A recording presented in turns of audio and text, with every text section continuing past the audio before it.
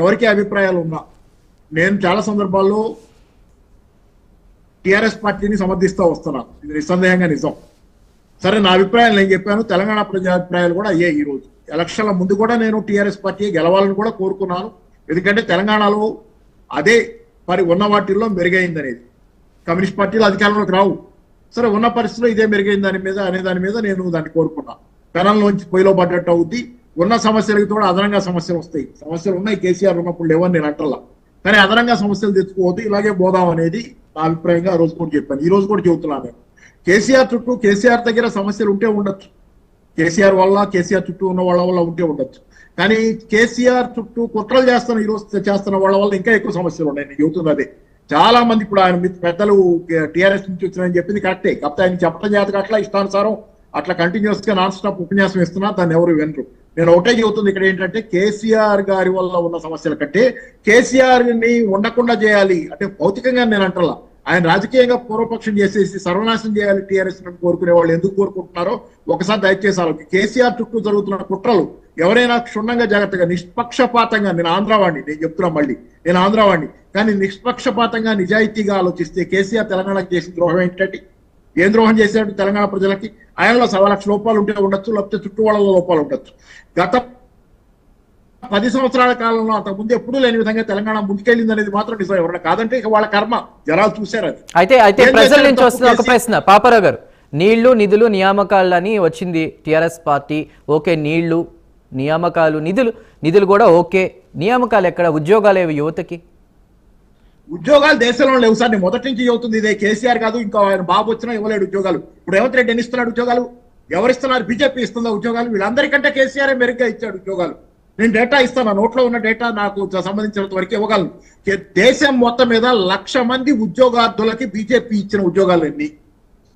కాంగ్రెస్ ఉండగా అంతకుముందు 2014 ప్రాంతంలో తెలంగాణలో ఆ పార్టీ ఇచ్చిన ఉద్యోగాలు ఎన్ని? 1,00,000 మంది ఉద్యోగార్థులకు ఎన్ని ఉద్యోగాలు ఇచ్చింది? ఎంతమందికి ఉద్యోగాలు ఇచ్చింది? కేసీఆర్ ఉన్నప్పుడు ఎన్ని ఇచ్చాడు? కేసీఆర్ ఎక్కువ ఇచ్చాడు. మీరు చూడండి డేటా, నా దగ్గర ఇమీడియట్ గా సందర్భం లేదు, అనుకోకుండా వచ్చింది కాబట్టి. కేసీఆర్ చాలా రేట్లు ఎక్కువ ఉద్యోగాలు ఇచ్చాడు సార్, కానీ ఇంకా నిరుద్యోగులు ఉన్నారు. ఎందుకంటే ఇది ప్రపంచవ్యాప్త సమస్య. ఈ రోజు ట్రంప్ ఎందుకు మా దేశంలో ఎవరో తెలిపండి అంటున్నాడు, మా ఉద్యోగాలు మాకే అంటున్నాడు. ప్రపంచవ్యాప్తంగా ఆటోమేషన్ పెరిగింది, అవుట్ సోర్సింగ్ కూడా శృతి మించి పెరిగిపోయిన తర్వాత, దానిలో కూడా ఆటోమేషన్ వచ్చిన తర్వాత ఎక్కడ ఉద్యోగాలు లేవు. ఇది వ్యవస్థ సంక్షోభం. దానిలో కేసీఆర్ మీద పడి మనం గోల్ చేస్తే అయిపోదు. వ్యవస్థ మారాలి.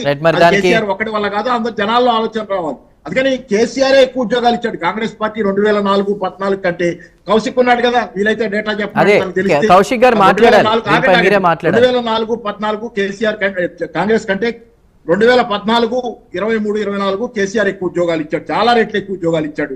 తర్వాత ప్లస్ బీజేపీ కంటే 2014-24 కాంగ్రెస్ బీజేపీ పాలనా కాలంలోనే కేసీఆర్ పాలనా కాలం కూడా ఉంది. బీజేపీ కంటే ఎన్ని రెట్లు ఎక్కువ ఉద్యోగాలు ఇచ్చాడో కేసీఆర్ నా దగ్గర డేటా. కౌశిక్ గారు చెప్పండి. కౌశిక్ గారు, దానివల్ల ఉపయోగం లేదు.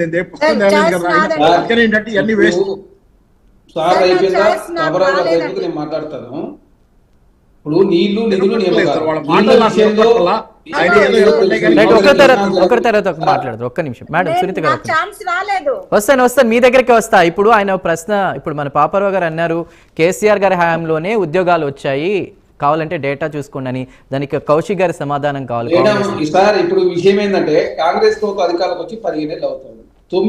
9 సంవత్సరాల బీఆర్ఎస్ పార్టీ పరిపాలన, 11 సంవత్సరాల నరేంద్ర మోడీ గారి పరిపాలన, 16 నెలల రేవంత్ రెడ్డి గారి పరిపాలన మీద మనం చర్చ చేద్దాం. ఉద్యోగాల విషయం చేద్దామా, నీళ్ల విషయమైనా, నిధుల విషయమైనా, లేకపోతే తెలంగాణ రాష్ట్రంలో సంక్షేమ కార్యక్రమాల విషయమైనా, లేకపోతే రేషన్ కార్డుల విషయమైనా, ఇందిరమ్మ ఇండ్ల విషయమైనా, దేని మీద చర్చ చేయడానికి ప్రభుత్వం సిద్ధంగా ఉంది.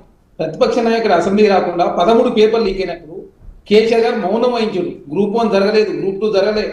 అదే కాకుండా ఏనాడు టెట్ నిర్వహించిన సందర్భం మనం చూడలే. కానీ కాంగ్రెస్ ప్రభుత్వం ఒకేసారి గుర్తుపెట్టుకు 55,000 ఉద్యోగాలు, 1.5 years మేము 55,000 ఉద్యోగాలు ఇచ్చినాం. 13 పేపర్లు లీక్ అయినా పడుచుకోలేదు. టెట్ 2 సార్లు Group 1 నిర్వహించినాం, Group 2 నిర్వహించినాం, Group 3, Group 4.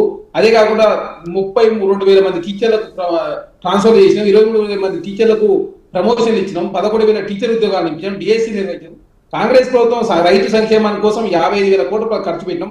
రుణమాఫీ 20,000 కోట్ల రూపాయలు రుణమాఫీ కాంగ్రెస్ ప్రభుత్వం చేసింది. మేము అన్నిటిపై చర్చ చేయడానికి సిద్ధంగా ఉన్నాం. 1 కాదు 2 కాదు. విద్యా వైద్యం సేద్యం విషయంలో కాంగ్రెస్ ప్రభుత్వం చర్చ చేయడానికి సిద్ధంగా ఉంది. ప్రతిపక్ష నాయకులు అసెంబ్లీ కాకుండా అధికారంలో ముఖ్యమంత్రిలో పామోదులో ఉంటాడు, ప్రతిపక్షంలో పామోదులు ఉంటే 53 లక్షల జీతం తీసుకుని 2 గంటల పాటు అసెంబ్లీకి వచ్చిపోతే తెలంగాణ సమాజం హర్షిస్తారా చెప్పండి? తెలంగాణ నీళ్ల విషయంలో కావచ్చు, నిధుల విషయంలో తెలంగాణ ఈరోజు 7 లక్షల కోట్ల రూపాయలు అప్లో పోయింది. నీళ్ల విషయంలో ఏం జరిగిందో అందరు తెలుసు. ఏ విధంగా మీరు అగ్రిమెంట్ మీద సంతకం పెట్టిస్తే ఈ రోజు సుప్రీంకోర్టులో మీరు కొట్లాడుతున్న పరిస్థితి. నియామకాల విషయంలో కాంగ్రెస్ ప్రభుత్వం చర్చ చేయడానికి సిద్ధంగా ఉంది. అస్తిత్వ విషయంలో ప్రజాస్వామ్యం విషయంలో ఇందిరాపార్క ధర్నాల చౌకాలు లేకుండా చేశారు. టీవీ9 ఏబిఎన్ బ్యాన్ చేసిన సందర్భం, తిరుమలను అరెస్ట్ చేసిన సందర్భం, ఆర్ఎస్ ప్రవీణ్ కుమార్ గారిని అరెస్ట్ చేశారు, బండి సంజయ్ గారు అరెస్ట్ చేశారు, రేవంత్ రెడ్డి గారిని అరెస్ట్ చేశారు, అదేగా కోదండరామ్ గారు అరెస్ట్ చేశారు. తెలంగాణ రాష్ట్రం ప్రజాస్వామ్యం లేకుండా చేసింది మీరే కదా. అన్ని విషయాల మీద చర్చ చేయడానికి కాంగ్రెస్ ప్రభుత్వం సిద్ధంగా ఉంది. అదే కాకుండా 1,80,000 కోట్ల రూపాయలు ఇరిగేషన్ ప్రాజెక్టుల మీద ఖర్చు పెట్టి 30% కమిషన్ తీసుకుంటే 2 సంవత్సరాల్లో కాళేశ్వరం కూలిపోయింది. వేడిగడ్డ కావచ్చు, అన్నారం కావచ్చు, సుందీల కావచ్చు, కూలిపోయిన పరిస్థితి చూసినాం. కాబట్టి తెలంగాణ సమాజానికి అర్థమైంది ఏంటంటే కాంగ్రెస్ ప్రభుత్వం దగ్గర పైసలు ఉంటే ఇంకా అద్భుతంగా ప్రజారంజక పాలన అందించేది. కానీ రాష్ట్ర ఆర్థిక పరిస్థితి బాలేకడే కాంగ్రెస్ ప్రభుత్వం ఇచ్చిన ప్రతి హామీ నెరవేర్చే ప్రయత్నంలో బాగా 180 హామీలు నెరవేర్చిన 417 హామీలు ఇచ్చిన మేము ప్రజాస్వామ్య విబద్ధంగా ప్రజాస్వామ్య విధంగా ఎక్కడ కూడా రాజకీయ కక్ష కారణాలు తావలేకుండా తెలంగాణ రాష్ట్రంలో కాంగ్రెస్ ప్రభుత్వం ముందుకు పోతుంది. వారిలాగా మేము కేసులు పెడుతున్నాం. డెమోక్రసీ బతుకుండాలని కాంగ్రెస్ మీడియా మీద ఎక్కడ ఆంక్షలు లేవు. కాబట్టి కాంగ్రెస్ ప్రభుత్వం చేయడానికి సిద్ధంగా ఉన్నప్పటికీ ప్రతిపక్ష నాయకుడు అసెంబ్లీ రాకుండా ఆనాడు ప్రజాస్వామ్యం లేకుండా చేసి అసెంబ్లీ నిర్వహించకుండా ప్రతిపక్షాలకు మాట్లాడు. మోసం చేసింది. కాబట్టి తెలంగాణ సమాజం ఆలోచిస్తూ ఉంది.